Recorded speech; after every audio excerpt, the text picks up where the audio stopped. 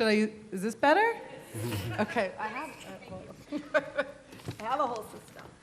Okay, so I'm going to read in the order of my papers, which is not the order here. I'm very happy to have this panel. Professor Carolyn Hamilton, as I said, I'm a big fan. She's a South African historian who is a specialist in the history and use of archives. I'm sure many of us have read her texts. Her work focuses on the interconnections between the nature of public historical discourse and how it relates to politics, the problem of persistent exclusion or avoidance of history or region before colonialism, so the pre-colonial realities of where we are today, and the possibility of digital solutions, including the 500-year archive project, which we'll talk about. We have Justice Sachs, who needs no further introduction. We have Storm Janse van Rensburg, Senior Curator and Head of Curatorial Affairs at Zeitz MoCA, Museum of Contemporary Art. We've got Lechota Makola, welcome, Chief Executive Officer at Javid Art Center at the University of Pretoria. He's the former head of the Market Photo Workshop, and he advocates for the evolution of art practices by supporting the building of new characters into artistic institutions beyond the traditional. He's hard at work at that. Sophia Sanan, she's the project manager for Museum Futures Africa, a project by the Goethe Institute, and she's worked as an educator, writer, thinker, and research consultant in arts and visual culture for the last 12 years. And the Museum Futures Africa, for those you don't know, was a project that started since late 2020, right? Working with 12 museums in Africa, South America, and South Asia, exploring ideas and practices of museology from Southern perspectives. And she's just completed her PhD, so congratulations. And Steve Kwena, curator, Robben Island Museum Heritage Department, and the founder and curator of the African Freedom Station. Did I do everyone? All right, welcome. So, I just want to go through a little quick question for everyone. We're just going to see where everyone is at. All right, so on a scale of 1 to 10, with 1 being disastrous and 10 being sublime, how would you rate South African cultural institutions today? And what are you benchmarking them against? So we know what Albie thinks. So I'm going to start on the other end with Storm. Thank you so much. I would score it a pretty good 8. And I will do it based on an amazing journey that I did with our Zeitz MoCA Executive Director and Chief Curator, Koyo Kuo, just after the pandemic. And we did a road trip through South Africa and stopped as many art museums as we possibly could. And what was extraordinary is the kind of amount of work that's happening in various contexts, that there's a real concern with audiences and connection, about programmatic engagements. So from the art museums context, both city and state, really a solid 8. Fantastic, good. Sophia? Thanks. I really can't rate the museums. I feel I don't have the seniority or the expertise to kind of give a number. But I do think that the working on the Museum Futures project really gave a sense of the importance of having kind of benchmarks in the Global South as a really generative kind of space rather than kind of the North-South divisions that we're always talking about. And what would those benchmarks be, do you think? Were there some in particular that when you think of like, this is really working, this is a reimagined museum for a new era, anything come to mind? Absolutely. I think museums, some museums that we didn't work with come to mind, museums in Brazil and UAE, museums in Africa. I think we worked with a really wide range of very small community museums that are doing very vernacular, localized work. For example, the Conflictorium in Ahmedabad in India, occupying a really difficult and vulnerable position looking at conflict in a country like India, which is increasingly difficult to speak one's mind. So really interesting and replicable models which don't necessarily come with huge amounts of funding, but come with incredible ideas and real commitment, as as we've heard, and as Judge Albie Sachs was saying, to people. I think those were really kind of some of the key ingredients. And I see that also in South African institutions, but more about that later. Fantastic. Rota, what do you think? How would you rate, and who should we benchmark against? I think after justice, I will rate it at 4. I think in the context of this country, where we come from, I spent 20 years of my life in apartheid South Africa, where cultural institutions were community cultural centers, right? And the role they played in communities, in the townships and rural, in becoming spaces for education, for communing, for consciousness, but also to drive a mission to change the country conditions intentionally. And in 1988-89, there was the Culture in Another South Africa conference in Amsterdam, where these cultural community leaders went and began to think about the future of South Africa and the role of culture in that society. And transitioning into the new democracy, all those cultural centers, community centers, were done away with. Some just, they died horrible death, and the current cycle war, cultural war, in some of these institutions that, come from the apartheid era to now, are being left to die. The Johannesburg Art Gallery being one of them.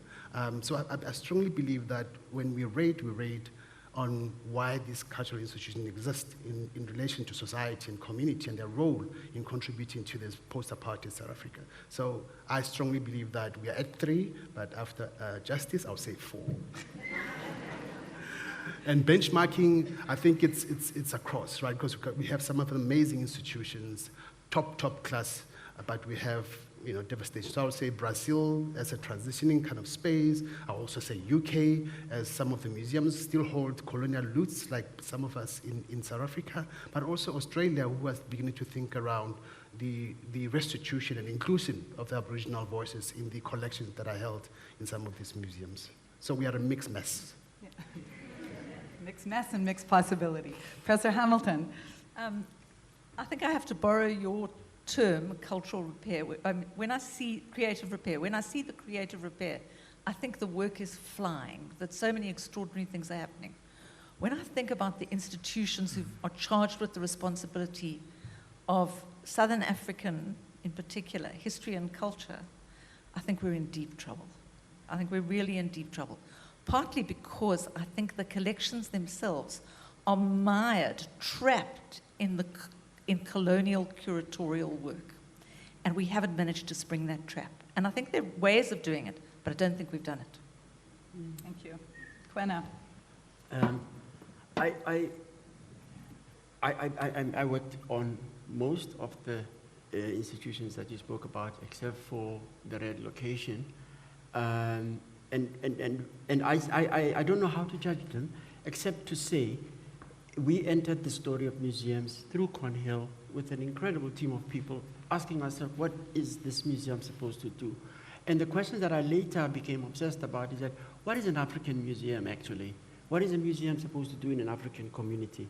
Now all this, what makes it difficult to rate them is because it's indexed by the extreme inequality of our country. So there are some great institutions that are world-class, like the Zeiss and then there are completely ignored and forgotten spaces. And what belies it is the idea that African people have been excluded from this process for a long time. What are the rituals that come naturally for remembrance? How do we commune with ancestors? How do we prepare spaces for that connection with the past to happen?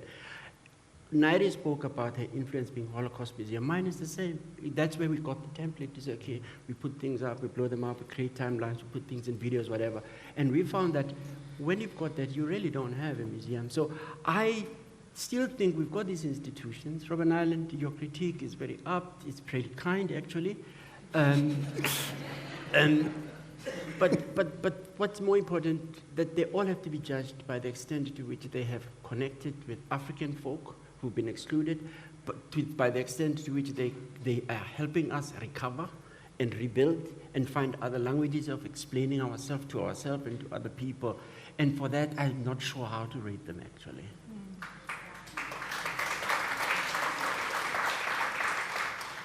But I think you raised a lot of very good points, because of course there was a huge energy around the development of many of the museums that you mentioned in the 90s and the year 2000. But the world has actually changed.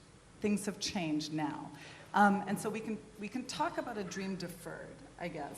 But what I'd be curious about are, what do you think those changes are now, Justice Sachs, that the world is facing now that perhaps it wasn't facing in the post-94? And those are the things that we need to take into account to create, as Steve says, the African museums, the typologies of the African museums.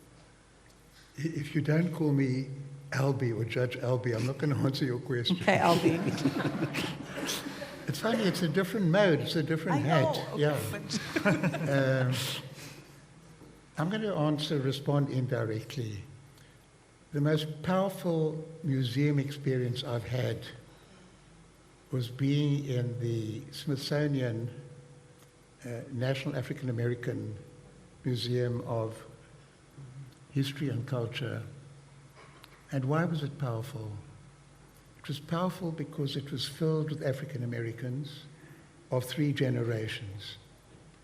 I was so moved by that, I almost tear up now, that people feel we can go to a museum, we can learn about our history. It's not a history of humiliation and deprivation and agony.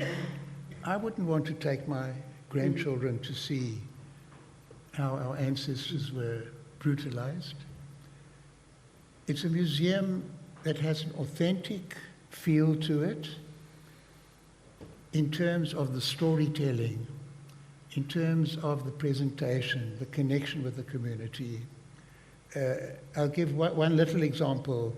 When they took me and others around, and we saw the story of Emmett Till, who was this young black guy who was executed because he'd been too friendly with a young white girl. It was a horrible railroad thing. And they said, we don't tell the story of Emmett Till, we tell the story of his mother. His mother went round the country telling the story, and people could now identify with the mother and not have to identify with the victim of the cruelty. So it's that mode of storytelling. It was so important that it was done overwhelmingly by African American historians, with the feel, the connection, the sensibility, but not exclusively. It's not a canon of, that only African American can do it. And then attention to all the details, everything from the cuisine, the guides who are familiar. It's like a total experience. And for me, that's an experience that's very transportable. We need, I'm going to be very direct, we need black spaces. Black spaces, black spaces. This is not a black space, it's not a white space. At least it's not a white space that we're in now. Sure. But a black space would have a resonance, a musicality, a feel that you're not in a white space, let me put it that way. And it's not white experts creating a black space. It's black people in touch with the inner emotions, with the confidence and the style and the verve that they had setting up the African American Museum. And I think we're ready for it in South Africa. Yeah, I mean, I know that museum well, and I think what's really interesting about the National Museum of African American History and Culture is 2 things. One, it's entirely state-funded for the most part, although, I mean, the basis, one of the most state-funded museums in the museum systems in the US. And the other, it's extremely American. I mean, it's very American in the way that it celebrates its own African Americanness. So what would be, I don't think if we transport that here, it is the same thing. Or maybe, I mean, the funding, yes, we want. But I mean, if we think about what an African museum would be, and what would be the attributes of an African museum, is there anything in particular that comes to mind? Ngaire is looking at me. I think, going for Smoker, who has a very particular location within the city of Cape Town, there's also a vexing part of our existence, and also kind of how it was conceived. But I think in terms of the work that our institution is doing in being an African institution, is to embrace artists and the voices of artists to tell the stories of our continent. and to tell it in nuanced ways. And it's also been primarily to work through exhibition making, and in a vision that's also that connects curatorial practice as institution making. So this idea of like an institution that is critically, constantly engaged with institution making as critical practice. Sorry, let me phrase it that way. And I think that's important, that we also connect to this context. But I think for an African institution, it is also about a particular entanglement with the world. And I think this connection to the diaspora is also central to this work, and understand how we kind of connect with that. And again, I think for us, it's really around exhibition making. Fantastic. So exhibition making, and I want to go to you, Professor Hamilton, because the 500-year archive talks about or tries to restore pre-colonial times as being an important subject of study. Do you want to talk to us a little bit about that and how you think that is part of a reimagination of museums? So I think I would imagine that something that is fundamentally important for any African institution and museum in particular would be the capacity and the desire to link the deep past and an inherited ethic to the possible futures. And I think that's just something that we keep neglecting. We have some sense of what that inherited ethic is, but it's an inherited ethic which most of us know through the last 100 years of how it's impacted on that ethic. What happens when you can try and work your way backwards in time to have some knowledge of other ethics? It's not to say those ethics are the ethics that are going to work for the future. I'm not imagining you can transport them forward. But I think if you can give them a full airing, a full understanding of the currents of thought that were involved, and most especially when it comes to the custodial, because it's been mentioned a number of times, and I think Lebo did it in the poem that she did. And that is, and I think you used the words, the spirituality, and you, Kwena, also did. If there is a commitment to an understanding of the ancestral, what does it take in the present to be a worthy ancestor for what's to come? That is the most complex question. And that means you have to work across all these periods of time. You can't ever only look forward or only look back or only be constrained by the present. It's the ethical relationship on how those three link that's fundamental. And I think if you ask me what is the change in the world now, I'd say it's a shift away from the ethical certainties of Western thinking to ethical possibilities. And they have to have some kind of historical reach, not because that's what defines them, but that's what resources them. Kwena. I love that. For Robben Island, if I can just be quite specific, is that it would be a great day one day if future people, young South Africans and people from the world look at that piece of land in the ocean and say, that is a place where our people, our kings, our prophets, our healers, and all sorts of different people who make us who we are came from. So one of the things that this kind of post-apartheid 30 years is telling us is that our stories have expired. You see, the stories that we've told ourselves, the story of they went to this prison, they were in short pants first, then they were in long pants, and then they fought, then they studied hard, then they befriended the warders, and everybody lived happily ever after. That story is very hard now in the day of the internet to kind of work out. There's a lot of fractures, there are many inconvenient silences. That goes back to institutions like the insane asylum where white women were kept, to the story of the only jail that kept PAC prisoners at the beginning when the jail. So you go on that land and you say, there are many things here that ought to be said that have not been said, because the story that held it together is convenient for bringing a particular ritual of people who come in all the time and then give us a kind of financial resource. And for that we are thankful. We are even thankful for the power of the Mandela magic that keeps it together. But we know that it is not the complete story.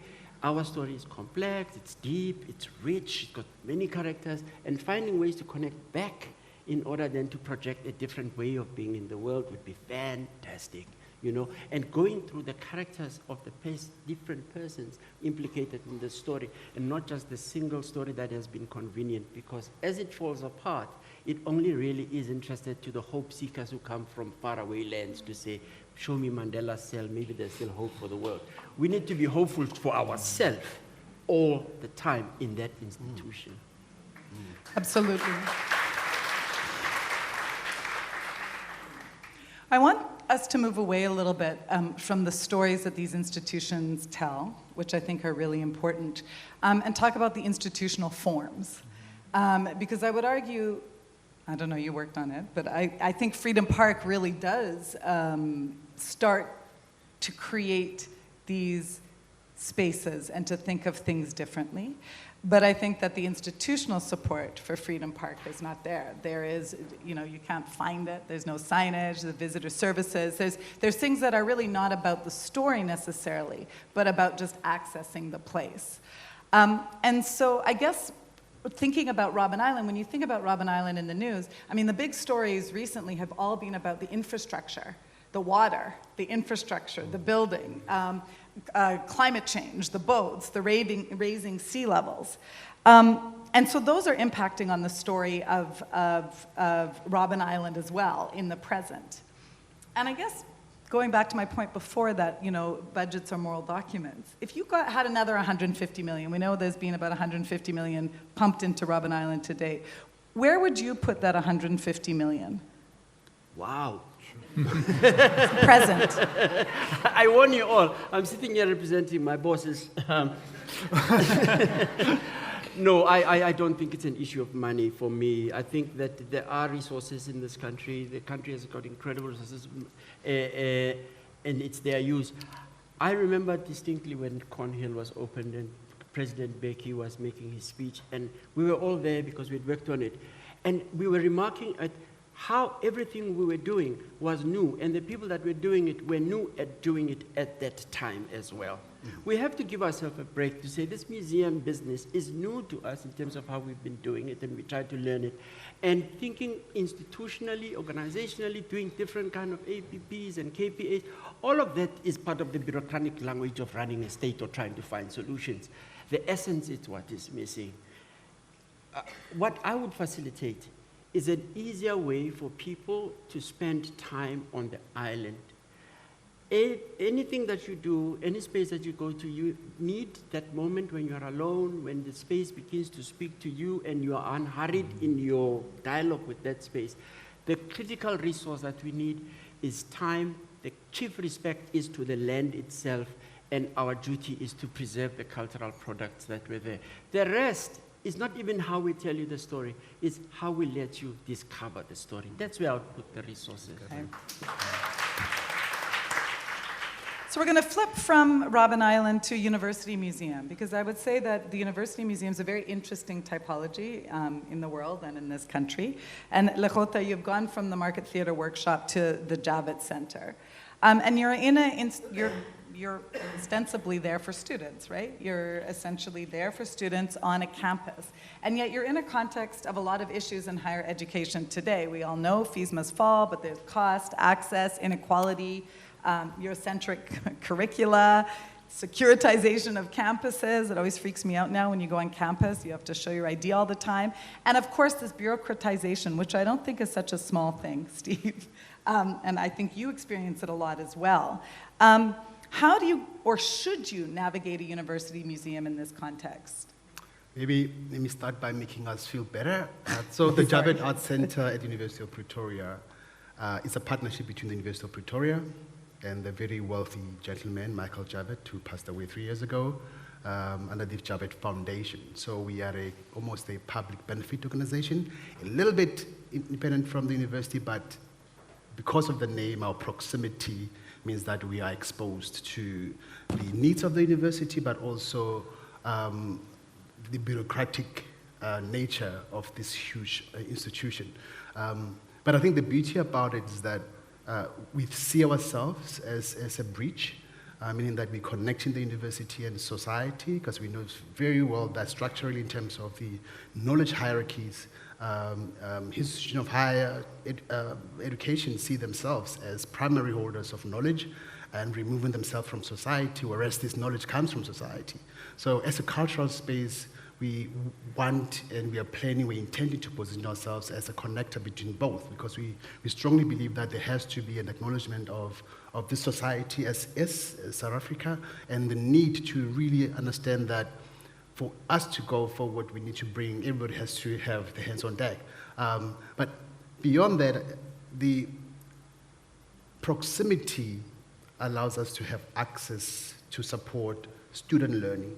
2016, 2015, Feast Must Fall, I think, created a very important shift in transformation of education system. We're talking decolonial, right? And we have embedded the decolonial intentions in our curatorial vision, that whatever we do, we have to do with understanding of where we are and where we're going to the future. And at times, these might ruffle feathers within the university, because universities are structured in such a way that their processes are quite calculated. We are agile. We respond to them now. At times, we take risks. And some of the risks include us bringing younger artists to confront established histories. For example, the Mapungu, where cultural properties narrative that was excavated. I mean, the items were excavated from a particular region in the continent, in South Africa, brought to the city center, Johannesburg, Pretoria, and how it has been framed and narrated is highly problematic to many people outside of the academia. So we bring society closer to the university. At times, those conflicts happen, and we fall out of favor with academics. But it's a beautiful space of co-creation, of learning, unlearning, learning anew. And that's how we frame ourselves. We have to understand that in the process, we have to unlearn a lot for us to move forward. And I really like what you say around the co-creation and the agility and the responsiveness as I think some of the key issues to take us to the future. The Javet Up Center, is that still that's going on? What was the thoughts behind that, creating new spaces for that? So, unfortunately, it was created outside of a community, meaning that there was no community participation in this formation. It was for two platforms that were privileged in terms of the resources that I had. Michael Javet had an amazing collection of modern art, South African art. The university wanted to build a center that will provide an opportunity for these collections of the university to be accessed by community and society, but also form part of artistic education that support the university. So they came together. Michael said, okay, I will contribute for this collection to be loaned to the center to fulfill the mandate of artistic education and access. So the framing was high-level one. And I think with us working now, because the center is only 4 years old, with us operationalizing it, we do kind of meet this almost unexpected and expected challenges around the dislocation of an idea to what the community needs. So we are on a day-to-day basis, as we think about our curatorial, think about how do we really provide space for inclusivity. Sophia, what were some of the lessons that you learned in your project? Okay, I think just kind of connecting to some of the things that have been said here, I think a key part of it was around inviting participating museums. That was, I think, 9 museums across the African continent, then 2 in India, 1 in Brazil, to embark on a year-long process of collective work. So this was around the kind of key idea was the study group. So the museum was invited in many ways to operate very differently from its sort of normal, ordinary functioning. And I think the 3 key things that kept emerging across the board from Uganda, Kenya, Ginsberg in South Africa, 3 things. One was very much around people. You know, what is the commitment to the kind of traditional commitment of the museum to objects over people, which has received so much critique, particularly in restitution discourses? What does that mean, not just as a theoretical concern, but as an actual practical project?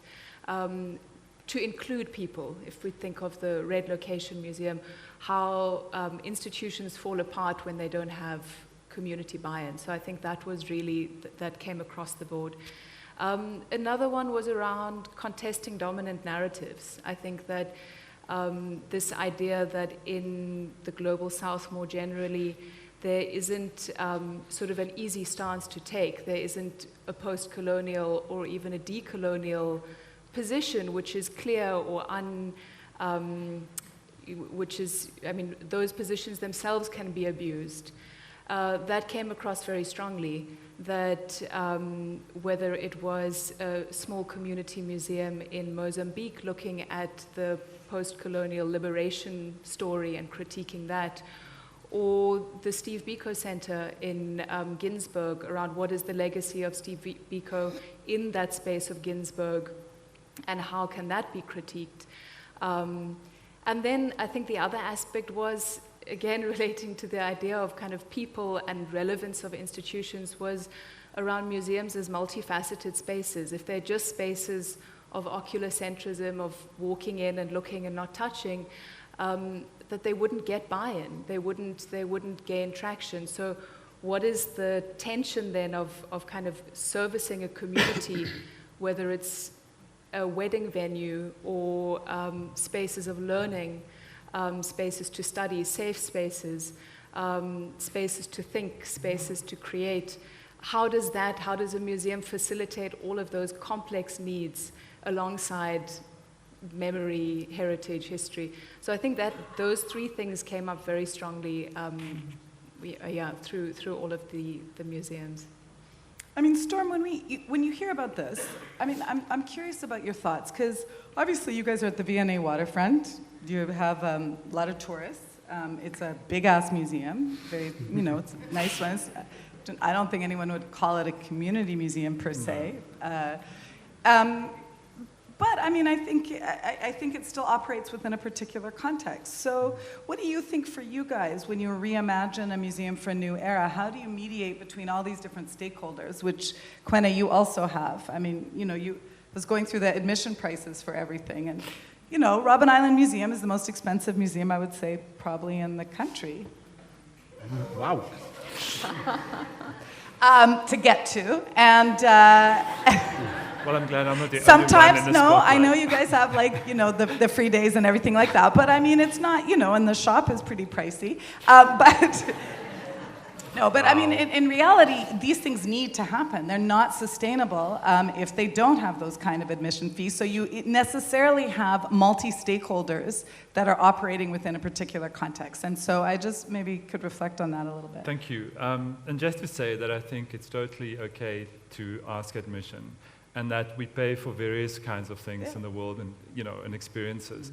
So I think it's also important that, we're part of that economy. But of course also kind of offering, kind of through various ways. You mentioned our free Wednesdays, Africa Wednesday it's called. We've taught some white South Africans that they're also African in the process.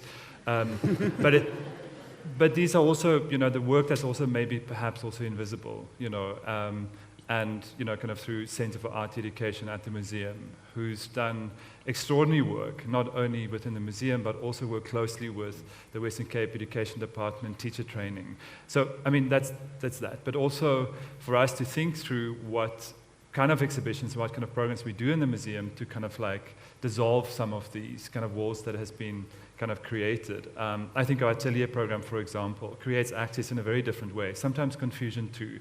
We have an artist that's in the public space, kind of creating work, and I think there's a particular dynamic that also demystifies maybe some processes, but also it invites a kind of proximity and intimacy with work, with production, with making. That's very important. And the museum is a space for gathering, and kind of welcoming a public. I think we've done a lot of work over the last 4.5, 5 years to make the museum accessible. Myself, I'm not so interested in the architecture of our building. It serves a very particular purpose. It's very impressive. It's really beautiful. But I think our work also needs to sit somewhere else. And I think that's where our interest in kind of work is. Sorry, I'm going on a tangent, but I think also to reflect about, I think the attempts are there to also kind of make this work happen. Last thing, we spent a lot of effort in the last 4.5, 5 years in kind of coming up to so-called international museum standards, which is that thing for us to participate in certain conversations globally. We will have to prove certain things that we can operate in a particular way. But my question is also like kind of for us to question that. And there's limited space as an African institution, sometimes to challenge things, for example, kind of what climate control means, and maintaining climate control in an environment where energy is expensive and kind of inconsistent. But for us to participate in certain conversations. We cannot loan certain works by African artists from European institutions because it's too expensive and the conditions that's required to bring those works here. That's also a question that I think for us is also about the kind of understanding that this is still a colonial project that we kind of stuck in somehow. But yeah, that's some of my thoughts on it. But I like, and I love the project, the Atelier project. Mm-hmm. And I think that it's really interesting how all of you are thinking about space differently. So you're thinking of bringing the artist in and opening that up. And you were talking about, for 150 mil, making the space of the island more inhabited by people. And I think you and your university space have done a lot of work in creating just dissolving, I guess, some of those spatial boundaries when it comes to people enjoying the work. You've created an archive that is online. And I know that many people think, that there's that the digital is the kind of future that's just automatically the future. I think all of you are talking about using space differently. And how do you think about kind of the form or the digital presence of your archive? So I often wonder if it's really an archive, and I'm not at all sure about that. For one thing, it's not the real thing, it's another thing, right? It's a set of digital items. But the key thing that it does is it breaks the inherited spatial boundaries.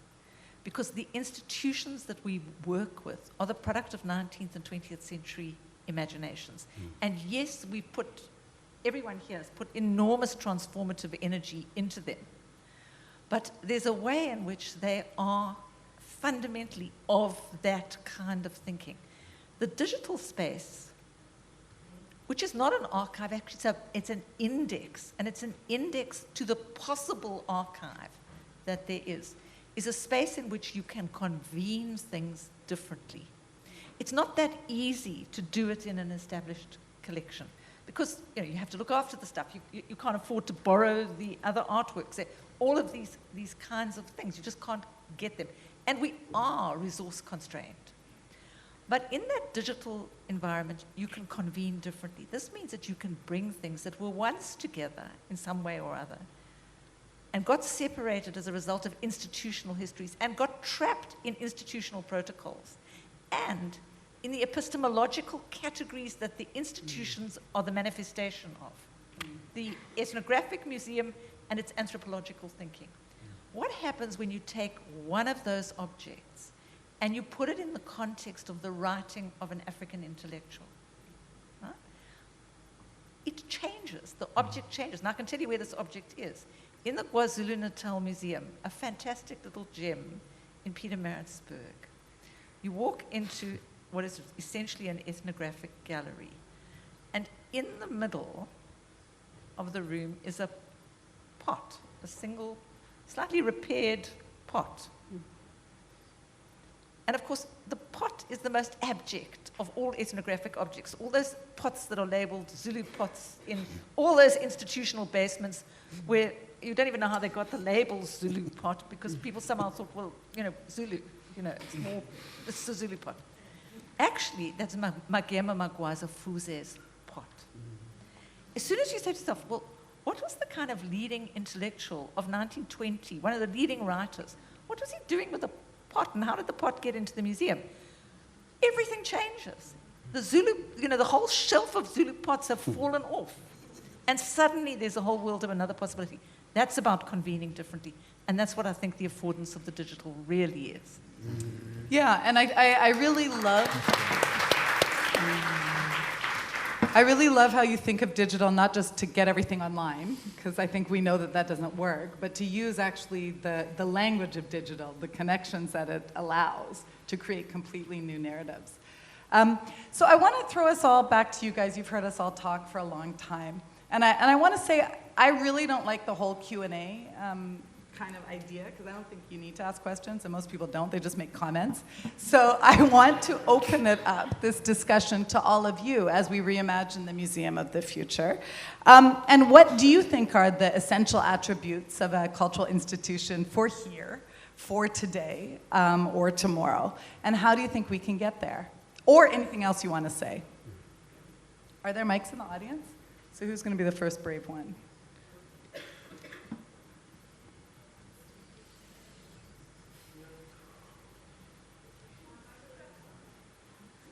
Okay, on the top? Yeah, oh good, sorry. Oh, thank you. My name is Songa Zumasizi. Well, I mean, for me, I'm really sad. I mean, when we imagine these cultural institutions, I always think about the communities which you leave behind, firstly, because the communities are part of these cultural institutions we're talking about. Why are we then silencing their voices in their institutions? Because we should hear these views, most importantly, from them. Maybe they have an idea. How do we reimagine their institutions? You know, I mean, Sachs was saying at some point, this space is wide, which means that it's wide, which means it's left behind those who have voices that you want to hear. Why are we not opening their spaces here? You know, someone here said that this institution in its own is 100% private funded. Where is the community? You know, where is the community of this institution itself? You know, because also it's supposed to be part and parcel of us reimagining, you know, these ideas that we are holding, you know. The panels, you know, I'm very much wanted to critique, but at the same time, I want to hold myself, you know, because they are based on their views, based on their research. I'm interested to those people who have lived experiences about the past, you know, what is it that they imagine? For example, now we know for a fact that there are families who have their loved one in France, you know, dead. They still want to have their remains back. What is it that they imagine, you know, in them, making sure that the remains of their loved ones is returned back, you know? So that's my interest part. So the question for me is that why do the space leave behind those voices? Where is the community? There are communities. Where is the community in the space? Where is the community of this space that you are into today? Because this space on its own is very cultural.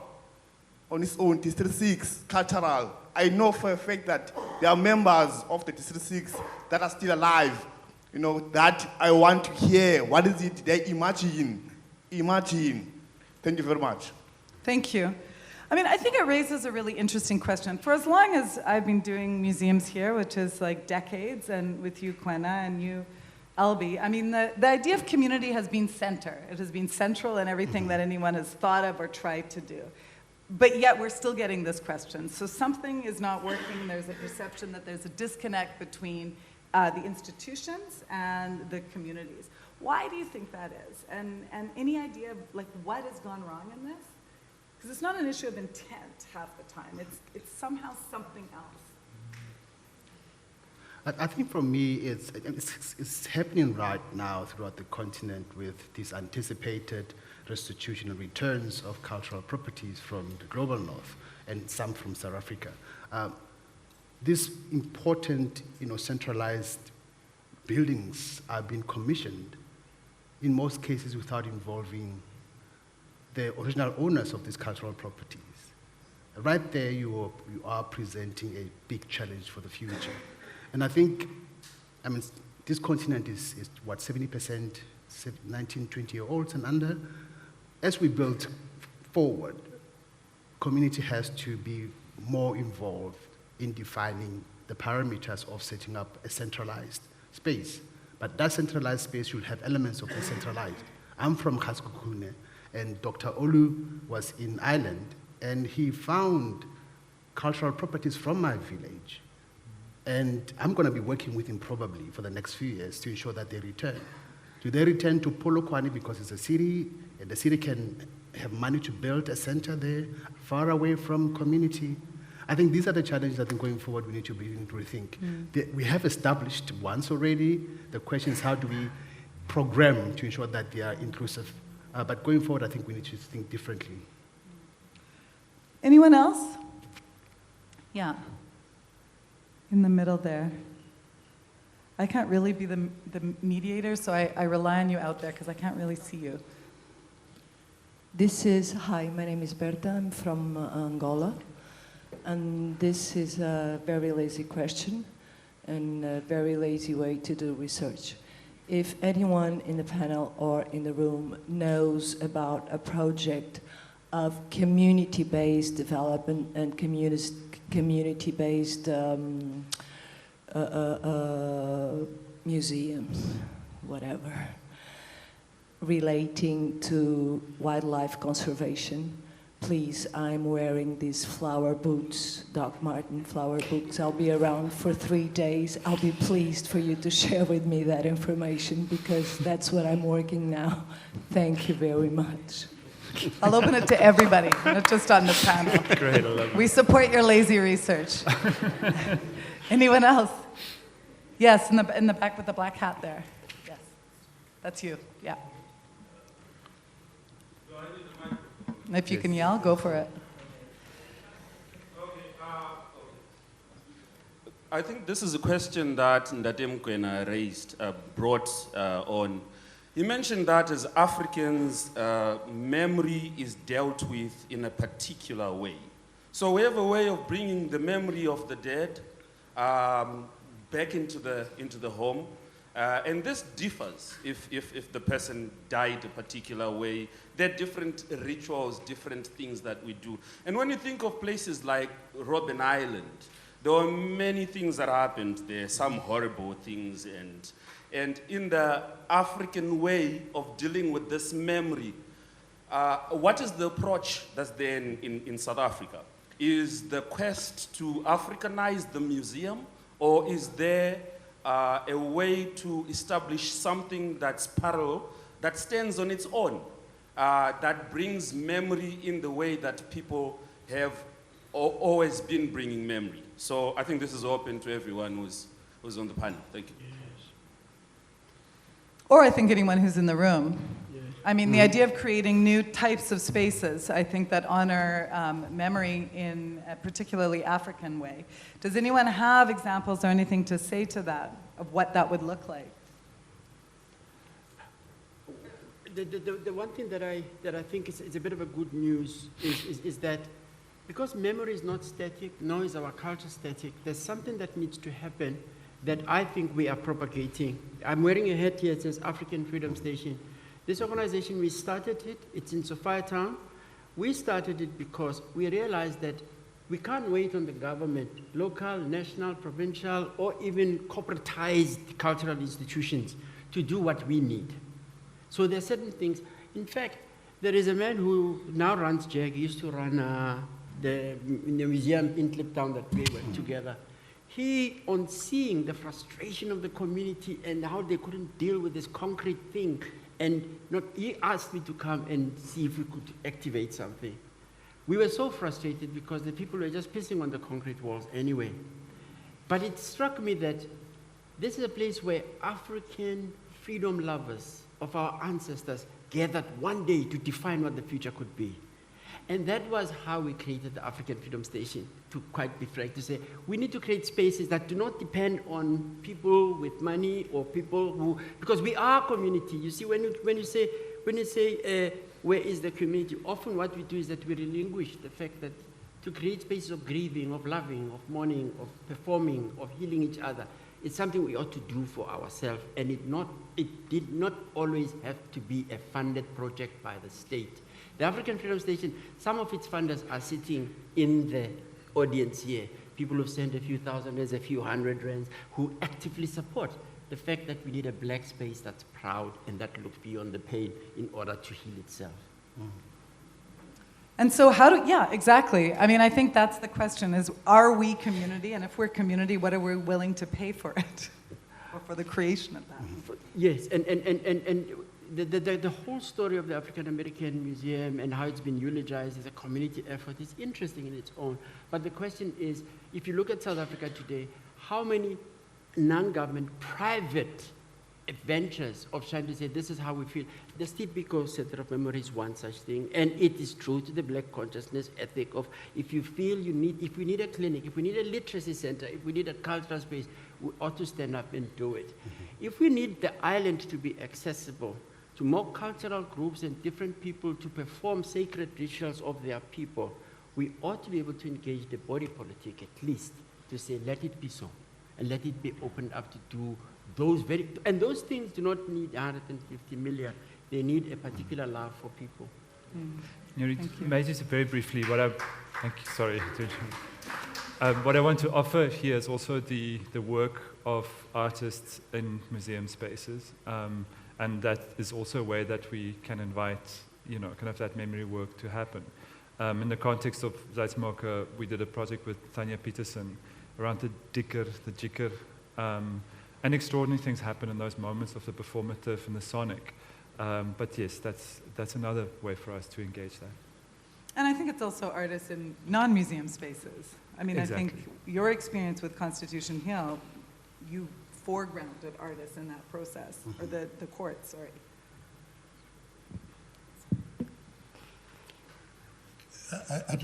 Sorry, I'm okay. I wanted to mention an experience. I'd come back from 24 years of exile. I'm in Cape Town. It's a hooray moment. Dalla and Farida Omar are taking me around. I'm being photographed. And I'm photographed in iconic spaces, the prison where I was locked up. And I said, take me to District 6. And I go to District 6. When I left, there was District 6. When I came back, there was open space. And I was preparing to say how horrible, how grotesque, a community wiped out. And I had a terrible counter-revolutionary feeling. I loved the earth. I had a strange environmental epiphany that suddenly the land has been restored. It's that pre-conquest, pre-asphalt, pre-building. But I couldn't say that. I couldn't say that. People would have thought the bombers made me crazy. But it does bring home what you were saying about the Robben Island experience. The island is mystical. And I think the other thing that's missing is you come there, you're shown a space, you walk around, you get back onto the boat. What if people chop stones? What if they participate somehow with an energy and they have a physical connection? So that was one thought that popped into my head. There are two other spaces that are important. The cradle of humankind. It is a very special area. I couldn't put it in as an anti-apartheid symbol. It slightly predated the freedom struggle. But that is a huge story. And if you can go down into caves and it's somehow you're connecting with nature. And then there's the other space. We have a fantastic sky up there. And we've got these amazing telescopes and things. And it touches the imagination. So all of this is going to get you out of that museum as a space of acquiring knowledge and becoming a worthy citizen, to museum as a place where you let go and you reconnect in ways that you wouldn't do otherwise. And that's where South Africa's got it in spades. We've got the topography, the landscapes, and landscapes with a kind of history. And now we're looking up into the sky. And I'm getting excited even as I talk about it. It's a good sign if you get excited about anything, including museums. Yeah, especially. Is there any other question? We have 2 minutes left, so I know there were a bunch here that we missed. Okay. There. Okay, sorry, go ahead.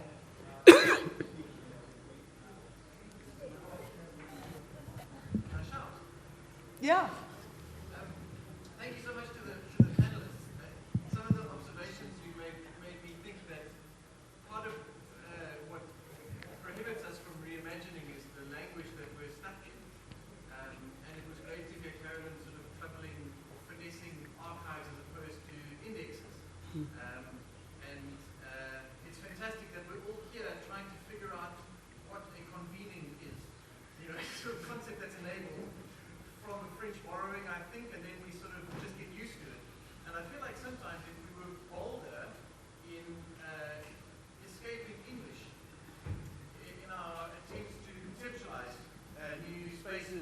institutions, thank you, that would help. Because often we resist the idea of calling something, naming an initiative, a physical space, a project outside of English. So we end up getting stuck with museum or other words in English.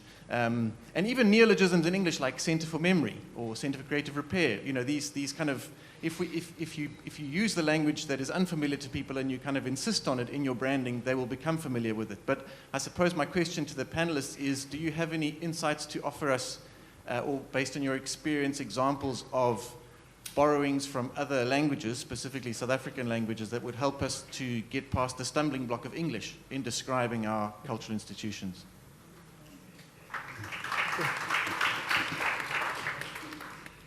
Anyone? Mr. Rafa? Carolyn, Lekota.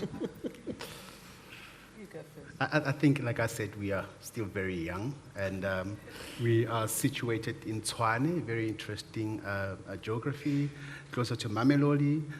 There's a dictionary that the people of Mamelodi are working on, which is like a Sipitori language. And we're hoping that as we grow, these important ways of engaging, especially in language, because language also is attitude and mode of access, we're going to incorporate them into our programming. Currently, we have a program called ARAC, Artistic Education Programming. We create that space within the gallery spaces where we begin to explore language, reading and writing, and use of language, and creation of new terminologies, and we paste that on our gallery walls. So when you come in, you begin to see how younger people are beginning to think about referencing certain practices. So we are still in that kind of exploration phase, and now we hope my colleague is here, Puleng Plessis, if you can chat to her after this, it will be fantastic. I think they're doing amazing work. We are future-looking in that way, or preparing ourselves for a future of a different way of connecting language and the work that we do. Sophia? Yeah, if I may, I think it's such a wonderful question. We, in the course of the 4 years working with these 12 museums, we often asked museums, would you like to call yourself something else? Because it seems like what you're doing is activism or community work or archiving. And so often the response was, no, we would like to use the word museum because we would like to change what museum means in our context. And we, all of the inheritance that museum comes with ideas around inequality and affluence and privilege and so on, that particularly the smaller museums that didn't come with a sort of state clout, it was a project, an active project to work with the word museum in order to also take part in a global conversation and to say we are a museum like one in Gaza, like one in Colombia, and in that way we are talking about something similar even though we're doing radically different things. So. Fantastic. So, I mean, I think a lot of the themes that we've touched on, we will be touching on again throughout the conference. Of course, the issue of restitution will come up a lot tomorrow, but also different forms of honoring our memories and our spirituality in different institutional forms. We'll be talking, we have a session on digital futures, which is really looking at what does digital mean for the future of museums and archives. Sessions on sustainability, where we'll go back to this notion of public and private funding and who's going to pay for everything. And of course also for collections and what is the requirements of how one deals with collections in our museums of today and tomorrow. So I just want to thank all of you very much for the session. Thank you all. You'll be around. Thank you to the audience. And I think we have a little break now.